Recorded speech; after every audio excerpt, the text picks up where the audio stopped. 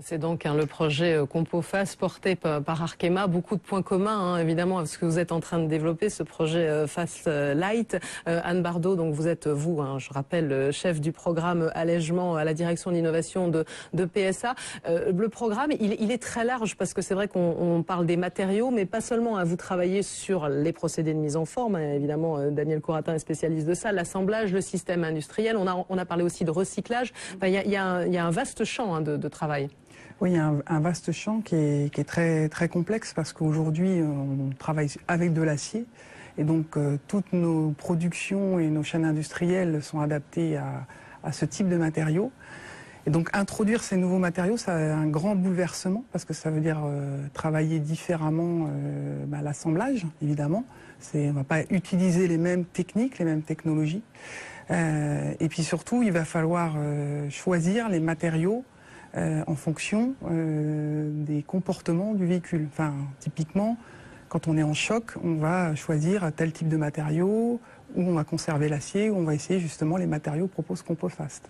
Donc on va être obligé d'adapter le choix de nos matériaux en fonction de ce qui se passe en termes de comportement sur le véhicule. Oui, Daniel Couratin, donc je rappelle, expert, un leader en matériaux métalliques et en procédé de mise en forme chez Renault. On le voit bien, ça oblige à remettre en place aussi d'autres modèles pour vous, pour toute l'industrie automobile. Oui, parce qu'aujourd'hui, quand Renault fait 2 500 000 véhicules par an en 2012, là, c'est presque autant de tonnes d'acier.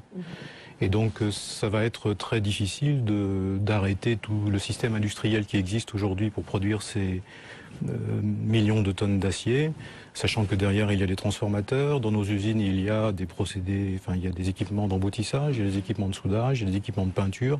Donc, on ne peut pas imaginer supprimer d'un seul coup toutes ces installations-là et puis les remplacer par des installations qui vont produire les matériaux composites, qui vont les mettre en forme, qui vont les assembler, etc. Oui, parce que j'imagine que ça va avoir un coût. Si on changeait votre idée aussi, c'est de réduire le coût, j'imagine, dans toute cette démarche. Nous faisons des voitures pour tout le monde. Donc nous devons rendre ces innovations-là accessibles au plus grand nombre. Donc on n'est pas dans une stratégie qui consiste à produire des véhicules comme on peut voir des véhicules de sport là, qui sont très, très chers. C'est pas notre stratégie. Donc on doit mettre le bon matériau au bon endroit. Et donc tous ces développements qui sont faits là, qui permettront d'avoir, comme l'a dit Monsieur Glotin, des matériaux avec des cadences de fabrication qui sont des cadences automobiles, tout ça c'est très intéressant. Par contre, ça va prendre du temps et donc il va falloir que l'on ait en même temps à la fois des matériaux traditionnels, que l'on va devoir d'ailleurs pousser dans leur dernier retranchement, et puis des matériaux composites qui vont se mettre au bon endroit, là où ils sont le plus efficaces. Alors comment on va pouvoir le faire à grande échelle, Anne Bardot? Parce que si j'ai bien compris, on adapte un petit peu en fonction des matériaux, mais il y a un moment où vous devez peut-être trouver une solution aussi pour pouvoir justement, et on en parlait aussi dans ce reportage, pouvoir produire à plus grande échelle.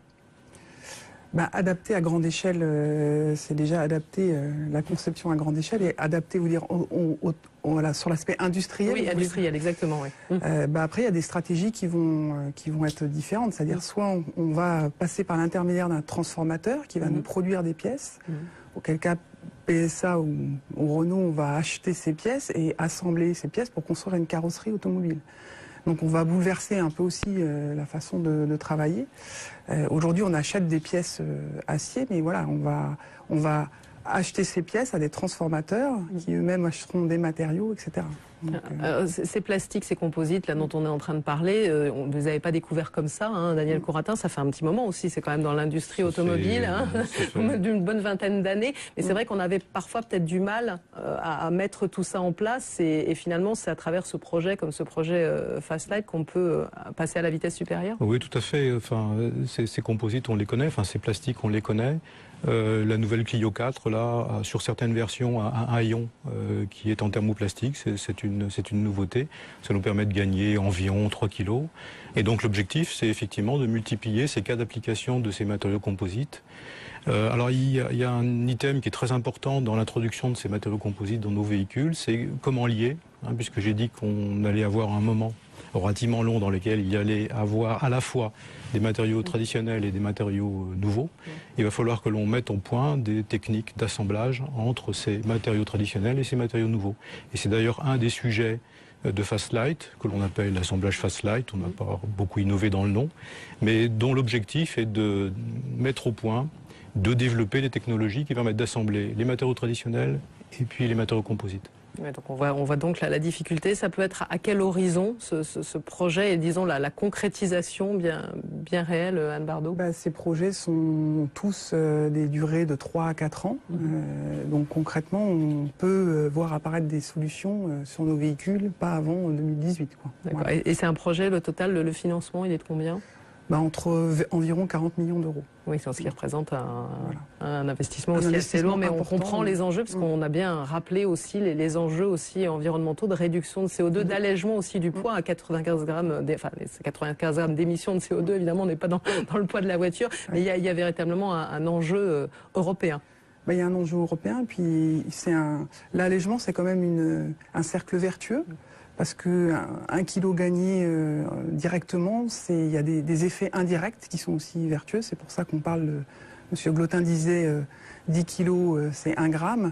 Dans la réalité, c'est pas tout à fait ça, mais il y a cet effet vertueux qui fait qu'on va effectivement gagner beaucoup de grammes et aussi un peu d'argent à alléger nos véhicules, parce que la matière, ça coûte cher. Oui, aussi. Et puis aussi, le consommateur s'y retrouve aussi à travers aussi un véhicule aussi qui émet moins. Merci à tous les deux d'avoir à la fois PSA et Renault côte à côte, Anne Bardot et Daniel Couratin, donc pour ce projet Fast Light.